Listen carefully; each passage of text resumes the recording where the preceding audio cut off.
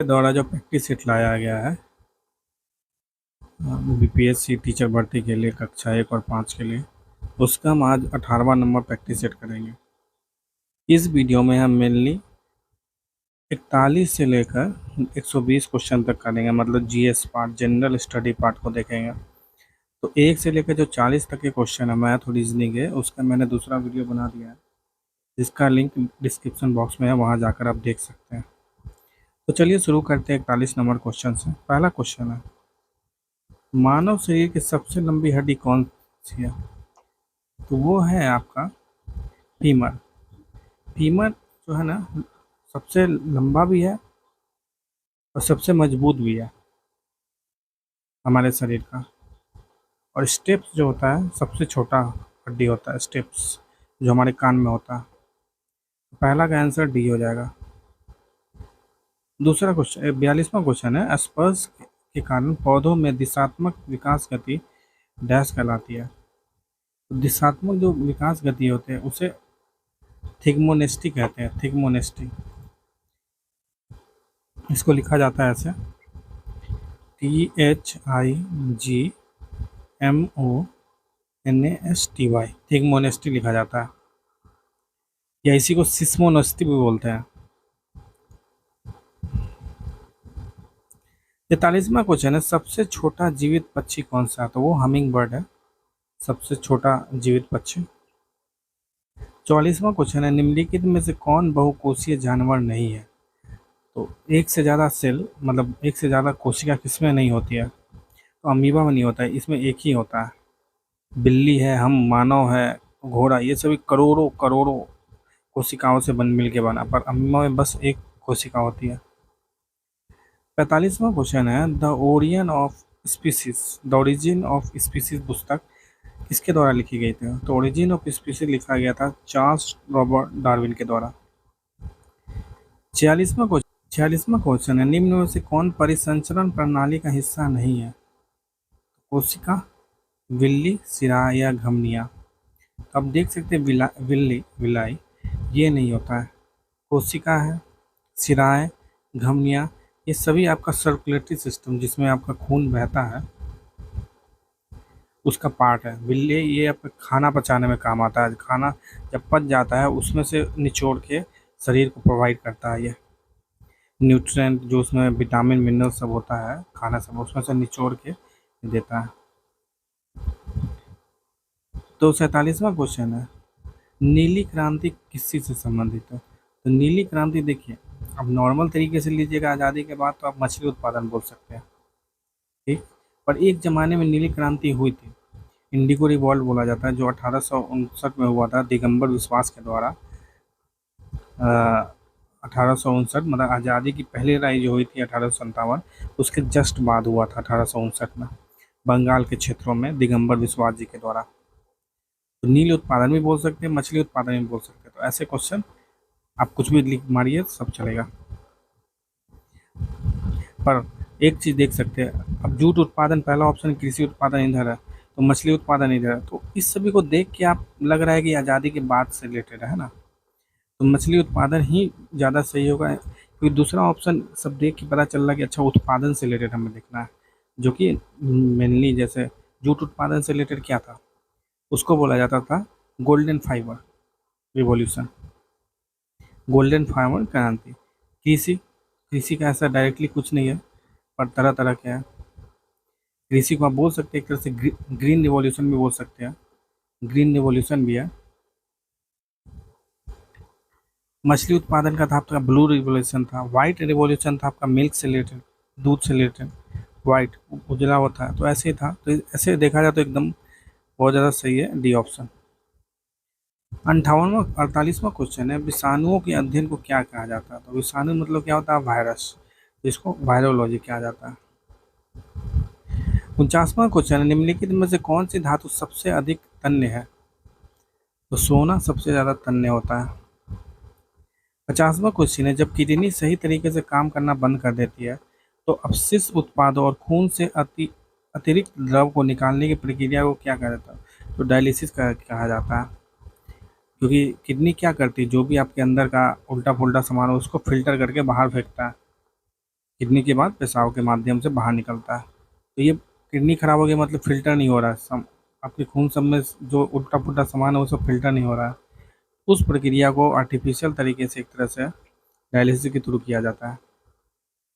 51वां question है, निम्न में से कौन पानी के साथ प्रक्रिया करता है? तो आज इसमें से होता है कैल्शियम। कैल्शियम वो पानी के साथ मिलके कैल्शियम हाइड्रोक्साइड बनाता है OH2, और हाइड्रोजन गैस आपको मिलेगा इसमें। पानी के साथ मिलके hydrogen gas, calcium hydrogen gas निकलता है, हाइड्रोजन गैस। 52वां क्वेश्चन है, पत्ती की निचली सतह पर स्थित छोटे छिद्रों को क्या कहा जाता है? इसी को स्टोमाटा बोला जाता है। जो छिद्र होते हैं उसको स्टोमाटा बोला जाता है, और इसको हिंदी में क्या बोलते हैं? रंध्र बोलते हैं, रंध्र। इसी स्टोमाटा से या रंध्र से गैस का आदान प्रदान होता है, मतलब ऑक्सीजन कार्बन डाइऑक्साइड का आदान प्रदान होता है इसी रंध्र से। 53वां क्वेश्चन है, पौधों में जल परिवहन कार्य करता है। तो जल परिवहन देखिए दो तरह के होते हैं मेन। आपका एक होता है जाइलम और एक होता है फ्लोएम, मतलब फ्लोएम होता है और जाइलम होता है। तो आपका जल परिवहन क्या करेगा? जो पेड़ है इसके जड़ से लेगा, मिट्टी से जल लेगा और ऊपर ले जाएगा, और जगह जगह जहाँ जरूरत है देगा। तो एक ही तरफ ले जाता है, मतलब नीचे से ऊपर ले जाता है। तो ये काम होता है जाइलम का।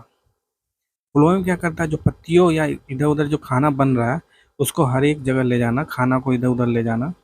खाना बनने के बाद जो ग्लूकोज हो रहा है, मिल रहा है, उसको इधर उधर ले जाना फ्लोएम का काम होता है। तो इस प्रश्न का आंसर सी हो जाएगा।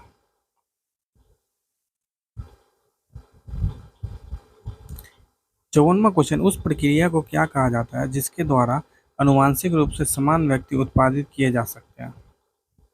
तो इसी को क्लोनिंग कहते हैं, मतलब एक का क्लोन बना दिया दूसरा तो एक तरह का हो जाता है, बिल्कुल ऑलमोस्ट एकदम डिक्टो, एकदम सेम टू सेम हो जाता है। क्लोन का मतलब ये होता है। 55वां क्वेश्चन है, मनुष्य, वनस्पति और जीव जंतु, मत्स्य, पशुधन आदि जीव मंडल से प्राप्त संसाधन जिनमें जीवन होता है वे क्या कहलाते हैं? वही कहलाते हैं जैव संसाधन। सौर मंडल की खोज किसने की थी? तो यही कोपरनिकस के द्वारा किया गया था, सौर मंडल की खोज। और इन्होंने 3 सिद्धांत दिए थे, जो हमारा पृथ्वी सब चक्कर काटता है सन की तरफ, सन के अराउंड, सन के आसपास, उससे रिलेटेड 3 सिद्धांत दिए थे इन्होंने, बहुत इंपॉर्टेंट 3 सिद्धांत था। 57वां क्वेश्चन है, निम्न में से कौन सी मिश्रित धातु नहीं है? तो चांदी, जी एक नॉर्मल है, कुछ नहीं है। आपका टांका है, पित्तल है, पित्तल में आपका हो जाता है जिंक होता है और कॉपर होता है। पित्तल को ब्रास बोला जाता है। और ये कांस्य, ये ब्रॉन्ज है, इसमें होगा कॉपर और टीन। टीन का एसएन होता है, एसएन, एसएन होता है सिंबल। तो ये सभी में दो, एक से दो, एक से ज़्यादा है। सिल्वर, चांदी में बस सिल्वर है, ये जिम है। पहले स्तनपायी क्लोन भेड़ का नाम क्या था? तो उसका नाम था डॉली। 59वां क्वेश्चन, आपके विद्यालय का बागवान विद्यालय के बगीचे से सूखी पत्तियां इकट्ठी करती और जलाता है। आपका एक विद्यार्थी इसकी शिकायत आपसे करता, आप क्या करेंगे? विद्यार्थी को समझाएंगे कि बागवान बगीचे के कचरे को कम कर रहा है। विद्यार्थी से सूखी पत्तियां इकट्ठी करने में बागवान की मदद करेंगे, करने को कहेंगे, तथा खाद बनाने में सहायता करेंगे। बिल्कुल इसकी की सूखी पत्तियों की हेल्प से आप खाद खाद बना सकते हैं। तो इसका आंसर बी होगा। 60वां question, Jim Corbett national park किस राज्य में? ये उत्तराखंड में और भारत का पहला राष्ट्रीय उद्यान है। 61वां क्वेश्चन है, अपनी गर्दन को झटके से आगे पीछे कर सकने वाली पक्षी है मैना, जो आजकल गायब ही है, उतना ज़्यादा दिखती नहीं है। 62वां क्वेश्चन है, कौन सा वन्य जीव संरक्षण क्षेत्र हंगुल मृग के संरक्षण के लिए प्रसिद्ध है? तो यह है जम्मू कश्मीर में डाचीगम, वहाँ पर हंगुल मृग, हंगुल हिरन दिखता है। 63वां क्वेश्चन है, यदि भिन्न प्रजाति के दो जीव संपर्क में एक साथ आते हैं और इस संबंध में एक जीव को फायदा होता है और दूसरे जीव को नुकसान होता है, तो उस संबंध को क्या कहा जाता है? उसे कहा जाता है परिजीवता।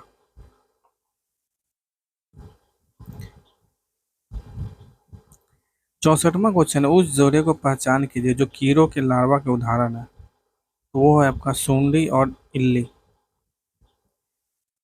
65वां क्वेश्चन, निम्नलिखित में से कौन सा दुनिया का सबसे लंबा पेड़ है? तो ये रेडवुड है, सबसे लंबा पेड़ होता है ये। एक 66वां क्वेश्चन है, मानव द्वारा बनाए गए उपग्रह स्थापित होते हैं कहाँ पर? ब्रह्म वायुमंडल में, एक्सोस्फीयर में होता है आपके। हम जो उपग्रह जाता है एक्सोस्फीयर में, वो रहता है वहाँ पर। रक्त ताल्पा है, ये क्या है? अल्पता रोग, एनीमिया में क्या हो जाता है आपका? खून की कमी हो जाती है। विद्युत हीटर का एलिमेंट निम्नलिखित में से किस मिश्र धातु का बना होता है? तो नाइक्रोम का बना होता है। मतलब ऐसा एलिमेंट होना चाहिए जो जो जब उसमें ज़्यादा चला जाए तो तुरंत में हीट हो जाए, ताकि वो नाइक्रोम हीट होके सर्किट को ब्रेक कर दे, और नाइक्रोम में होता है। 69वां क्वेश्चन है, जब बस का एक ड्राइवर अचानक ब्रेक लगाता है तो यात्री आगे की ओर गिर जाता है, इसका कारण क्या है? तो गति का जड़त्व, मतलब इनर्शिया का लॉ जो होता है।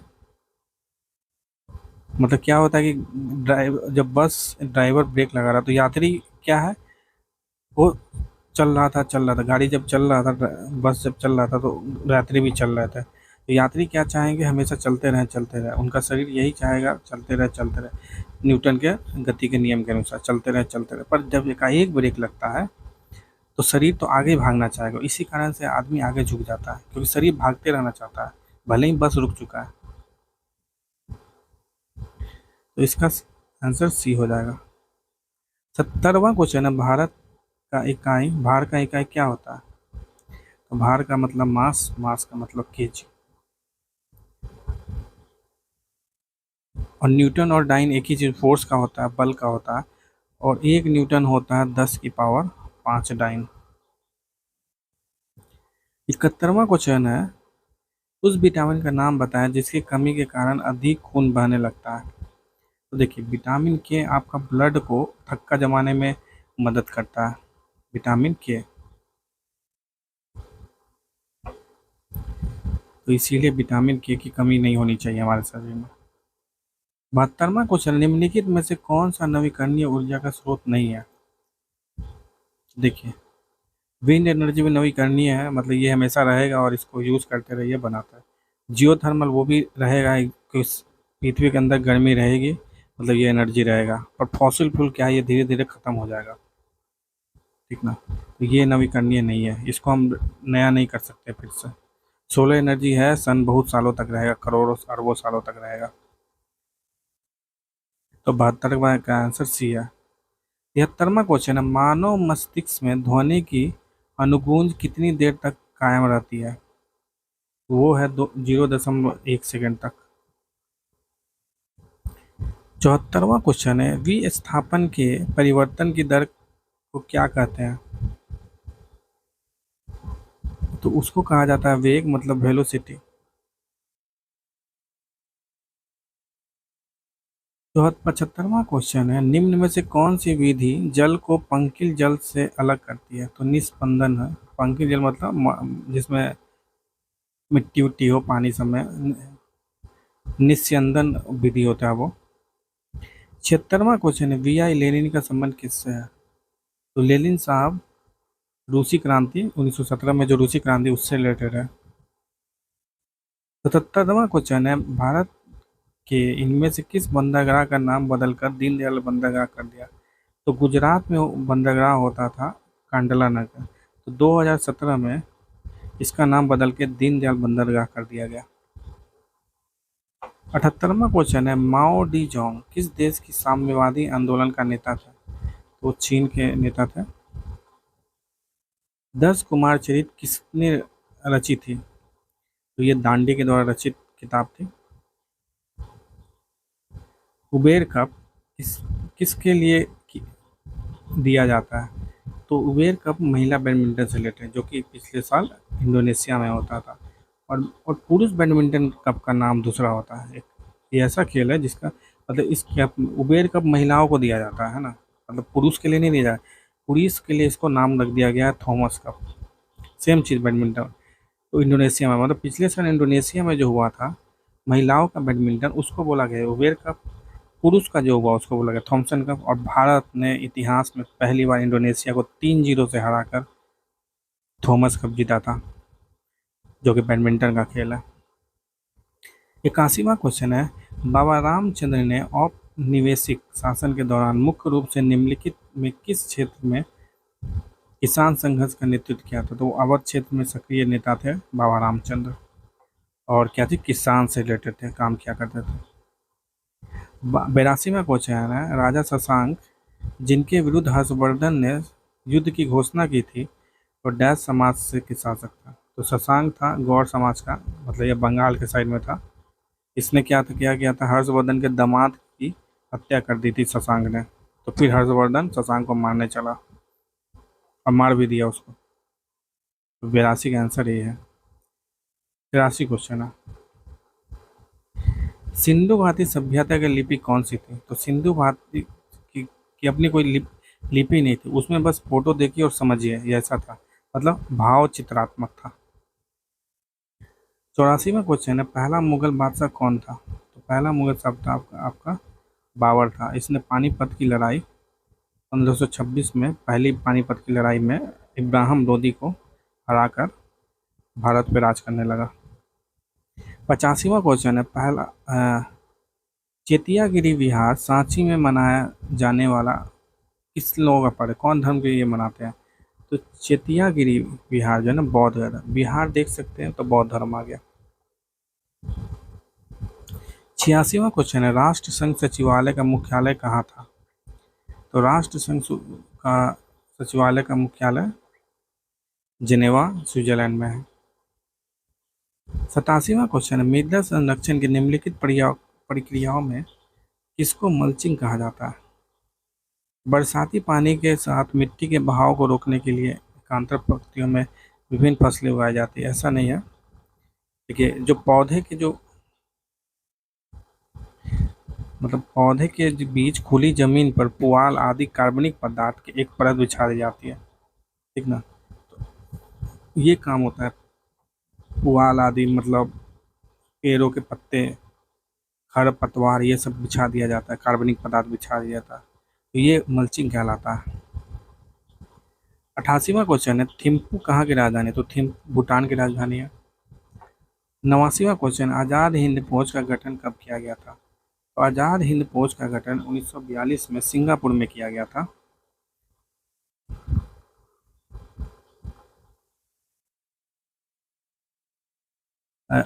मोहन सिंह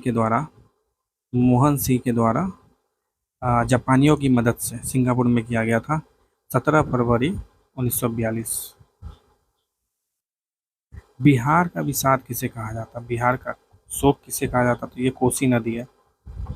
और दामोदर नदी बंगाल का विषाद हो गया, बंगाल का शोक हो गया। 91वां क्वेश्चन है, तथाकथित कुशासन के आधार पर किस गवर्नर जनरल ने मैसूर राज्य के प्रशासन को ले लिया था? तो मैसूर को ले लिया था इसने, कौन? विलियम बेंटिंक ने।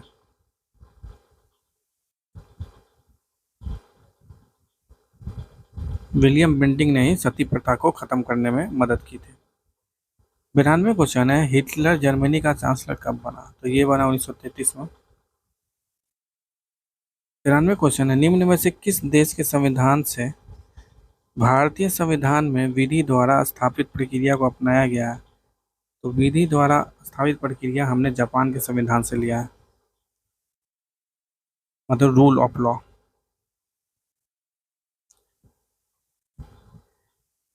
94वां क्वेश्चन है, निम्नलिखित में से किस अनुच्छेद के तहत भारत में कहीं भी सैन्य शासन को लागू किया जा सकता है? तो सैन्य शासन कहीं भी लागू करने की अनुमति आपको अनुच्छेद नंबर 34 देता है। 95वां क्वेश्चन, अहमदनगर की किस रानी ने बादशाह अकबर का विरोध किया था? तो वो थी चांद बीबी। 96वां क्वेश्चन है, प्रथम अफीम युद्ध, द्वितीय अफीम युद्ध एवं ताइपिंग विद्रोह, ये सभी किस देश से संबंधित है? तो ये सभी चीन से संबंधित है।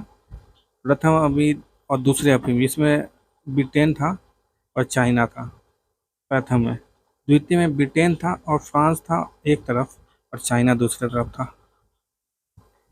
97 क्वेश्चन है, पेसो किस देश की मुद्रा? तो ये अर्जेंटीना के देश की मुद्रा है।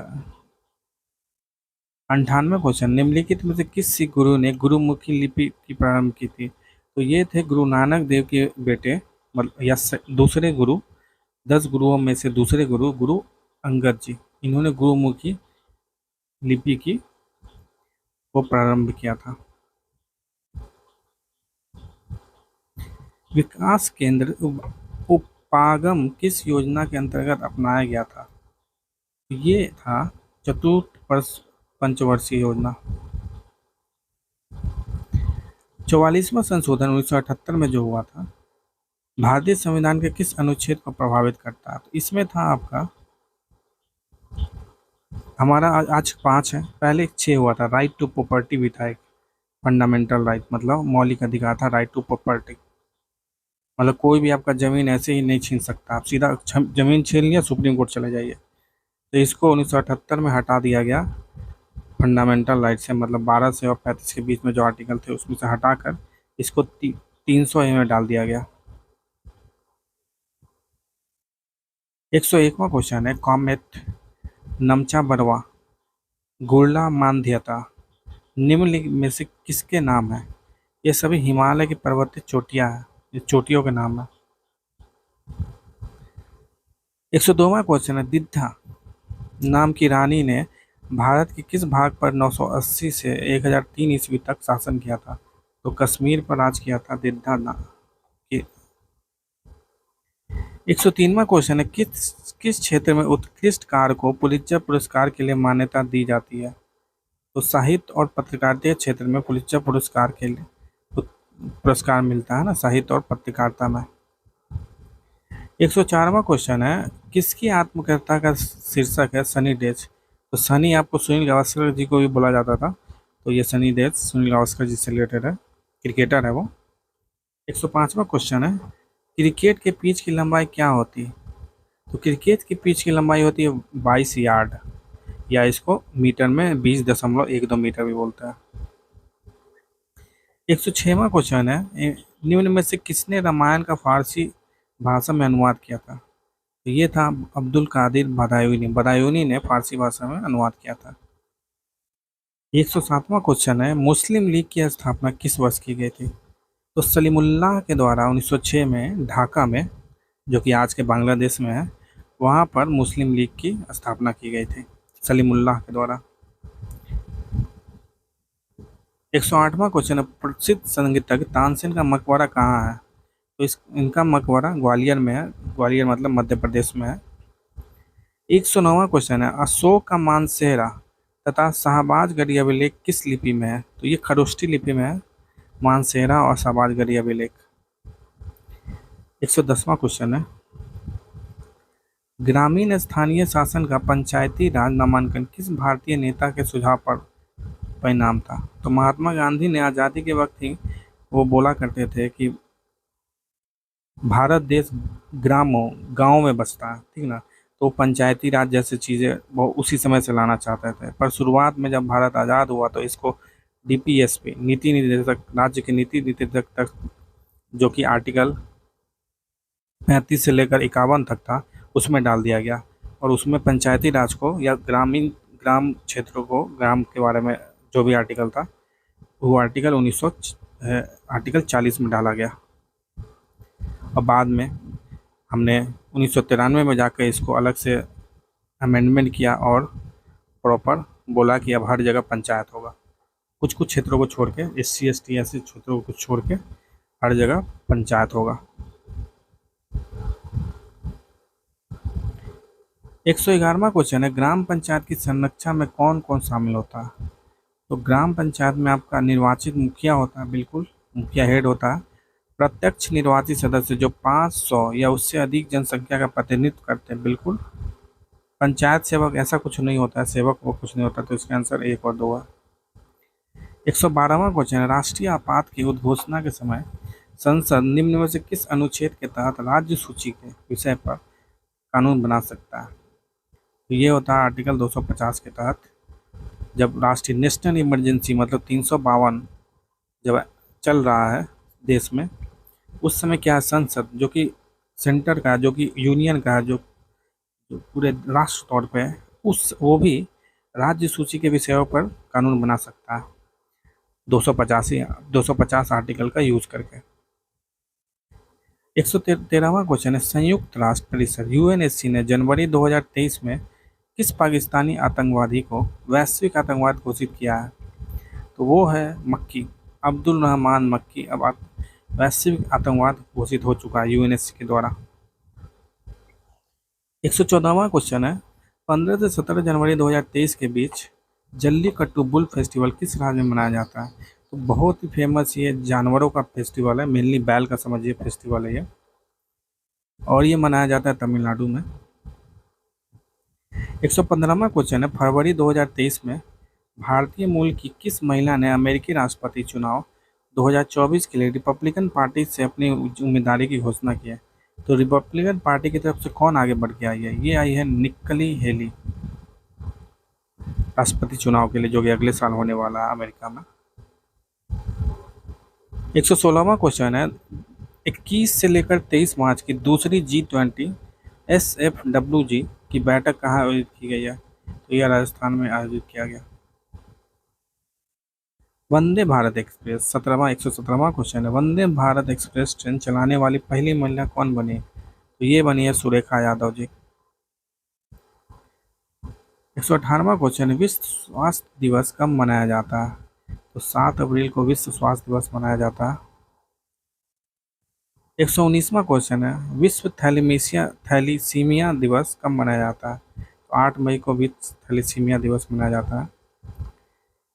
120वां और आखिरी क्वेश्चन है, सी इज वीमेन इन स्टीम किसने लिखी है? तो ये लिखा गया है एल्सा मैरी डी सिल्वा और सुप्रीत केसी के द्वारा, सी इज वीमेन इन स्टीम लिखा गया है। तो ये था सेट नंबर 18 का 120 क्वेश्चन।